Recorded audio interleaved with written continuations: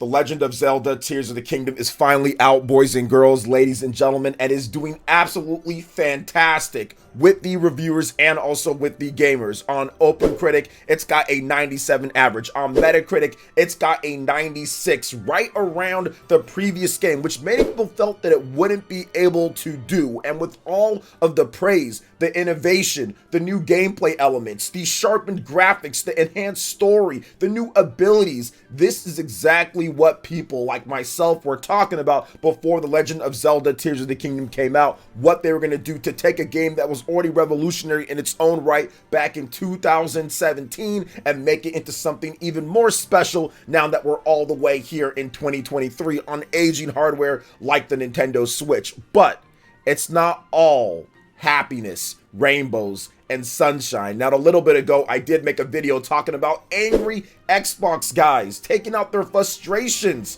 when it comes to stuff like Redfall or the state of Xbox on Tears of the Kingdom. And now we have a little bit of the inverse here with angry Sony guys taking out their frustrations on The Legend of Zelda Tears of the Kingdom. Now, this is a little bit of a different thing happening between them. I will explain it in just a bit, but it's very fascinating and fun to just get into overall. But before we get into that, I do want to state that we do have a Legend of Zelda Tears of the Kingdom giveaway for the Nintendo Switch OLED going down. All you got to do is subscribe to the channel, hit that like button. Also, check out the link in the description. Head over to our community page. Vote on the poll, your favorite Zelda game of all time. I'll be giving that away on May 12th, so get over there. But remember, we do have another Legend of Zelda Tears of the Kingdom Nintendo Switch OLED to give away that I've secured, so make sure you subscribe, and the new giveaway will be up. So if you don't win this one, the next one will be up very shortly, so make sure you hit the notification bell, subscribe,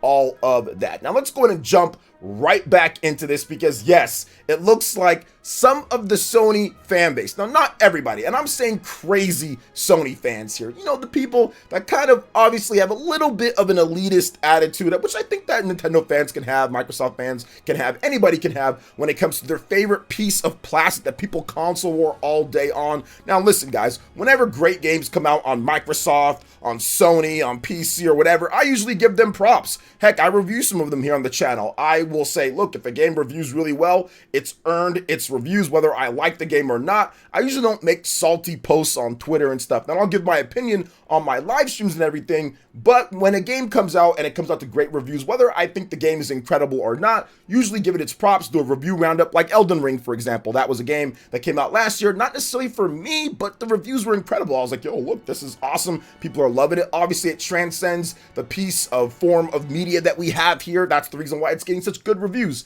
And I think the same thing is happening here with Tears of the Kingdom. But there's one dynamic here, guys. Sony has dominated the game of the year, the high review scores. Usually when you see super high review scores for exclusives, you usually see Sony's name somewhere attached to that. Now, the one thing about Tears of the Kingdom, or at least Breath of the Wild, it's the one game, along with probably like maybe a big 3D Mario game, but Zelda is that one game that can actually surpass, at least recently, what Sony does with their biggest games. So I feel that with that, it causes a little bit of a resentment from certain fans that necessarily don't like Nintendo or don't like Zelda.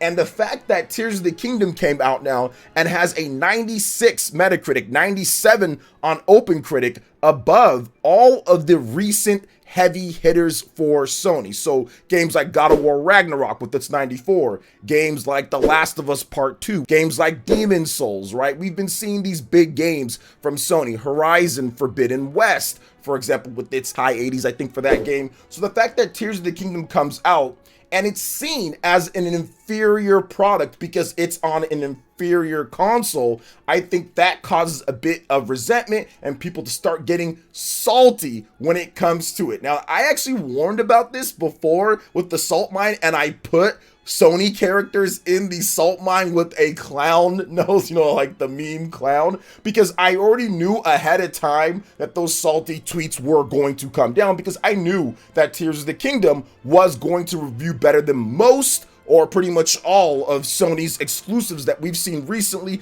that are in the Game of the Year discussion, which that would cause some salt because it's not 60 frames, it's not on a super powerful system, it's not this or that, and people will start making really silly comparisons with it. So we're gonna go ahead and jump right into it when it comes down to some of these angry Sony fans. And one of them is not really a Sony fan, but really just a silly comparison that I want to talk about. So tweets that we're going to start with. There is a tweet here from someone and they say, so let me get this right. Performance issues still exist, but Zelda is a 10. Yep, that's why Metacritic is BS, because other games don't get that same pass. So these type of comments I've seen pop up and they're not even correct.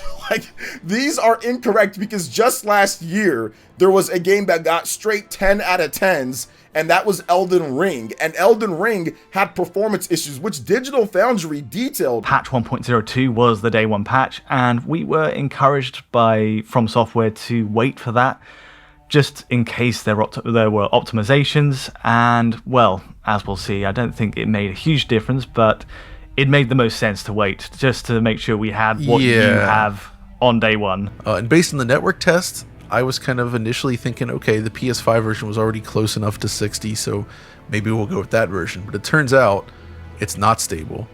And in fact, none of the current gen versions are stable. Gamers also stated, hey man, it's running at 60, then it's running at 40, then it's running at 30, then it's running at this. And if you really wanted to get the performance down, you'd have to have a VRR TV, or you'd have to get the PS4 version and play it on the PS5 via backwards compatibility, which is the PS4 Pro version of the game if you want more stable frame rates. But all the reviewers played the PS5 version. That was the main version of Elden Ring that was reviewed. So this logic is being spread around that other games or other stuff, nobody else gets judged like this. It's only with Zelda, it's biased. This is why it's BS. And I always find this type of stuff silly, because we've seen throughout history that there's been plenty of games like Skyrim or Mass Effect or the Fallout series. Over the course of decades, we can go all the way back to games where there's performance issues, because 60 frames per second isn't anything new. We've had 60 frames per second games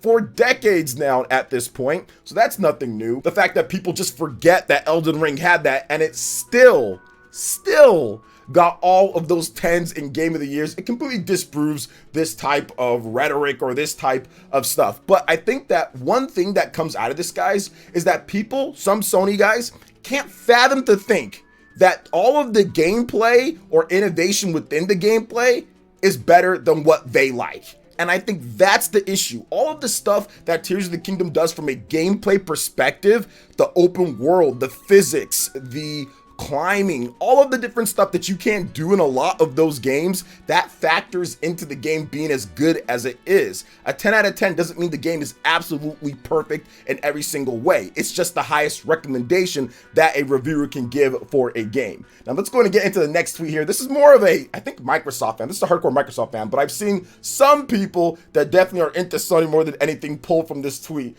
And it says, only Nintendo and Sony PlayStation would get away with this. Gaming media and gaming communities would tear Xbox a new hole if they released a Halo that reused lots of an old map. Zelda, Tears of the Kingdom, and God of War Ragnarok. So this is essentially more fanboy console war, and this is a hardcore Xbox guy that's upset because he's saying, well, look at this, you're using the same map. And these type of comparisons are so deceptive, and these are the worst type, because reusing some assets or reusing a map, there's nothing wrong with that, and there's never been anything wrong with that with a direct sequel, as long as the gameplay is updated, as long as the upgrades, as long as all of the new stuff is added in. If you've got a bunch of different areas, a bunch of stuff that makes the game separate or it makes the game stand out on its own, you can do that. And any game has been available to do that, and there wouldn't be a problem.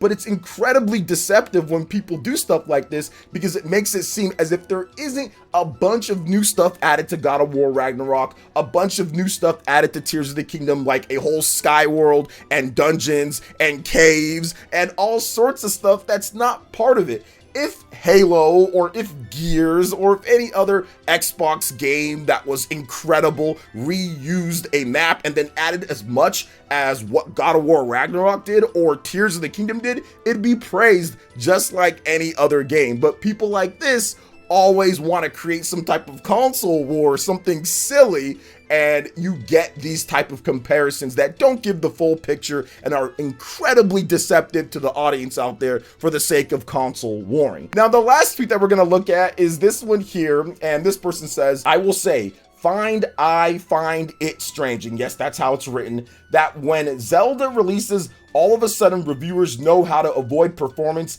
in a review and focus on the actual game no matter how bad the performance may be. I wonder how some other games would score with the same type of point of view. So essentially what he's saying here, he's saying that there is a bias for Legend of Zelda Tears of the Kingdom.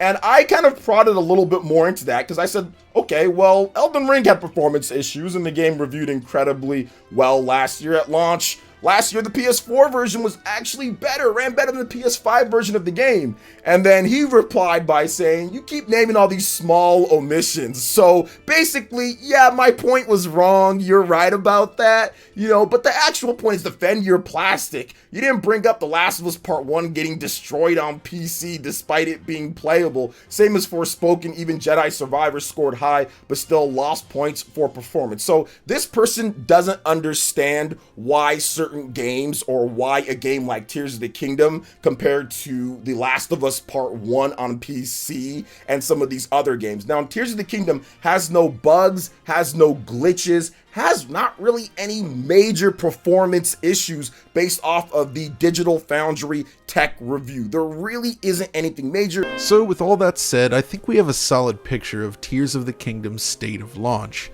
Given the power, or lack thereof, available to Switch developers, I think it's fair to say that Nintendo has delivered an impressively polished, complete game that looks and runs better than I ever expected. In fact, aside from the pre-patch performance woes, the experience with the game has been exceptionally positive. I encountered no bugs or unexpected behavior, despite the complexity of its simulation, and everything just feels so meticulously crafted.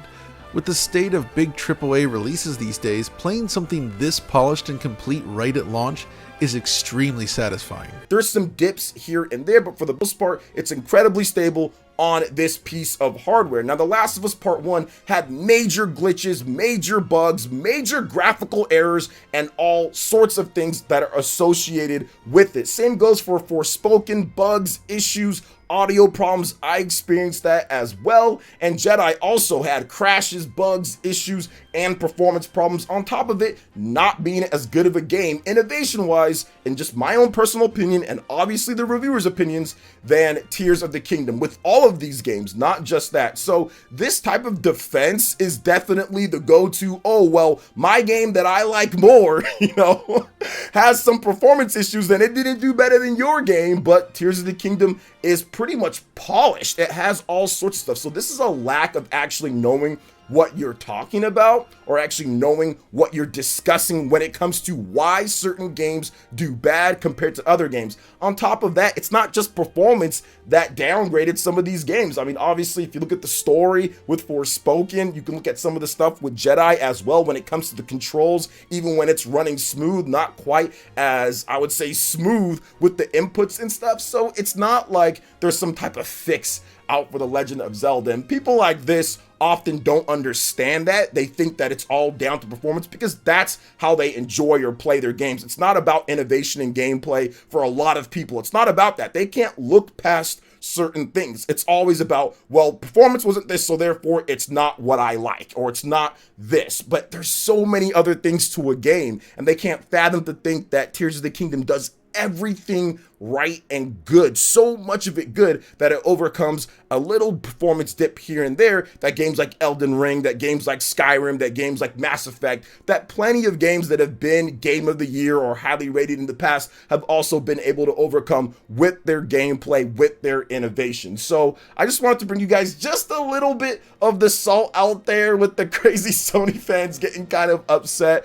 No hate to anybody that was in here. I'll make sure to blur stuff out, and obviously, you know, it is what I'm just having a little bit of fun with it. And there's a lot more salty tweets, guys. Like, there's far more. So I might do a part 2. Maybe part 3. I mean, heck, I have enough tweets. It'd take me forever, though, to get through everything. So what are your thoughts when it comes to The Legend of Zelda Tears of the Kingdom? Are you having fun with the game or not? Let me know in the comment section. Also, make sure you check out the link in the description. Enter into our giveaway as well. Subscribe to the channel. Hit the like button. Comment below. And check out some of our other vids on The Legend of Zelda Tears of the Kingdom and all things Nintendo Switch plus RPGs. Thank you so much for watching, and we'll catch you for the next video.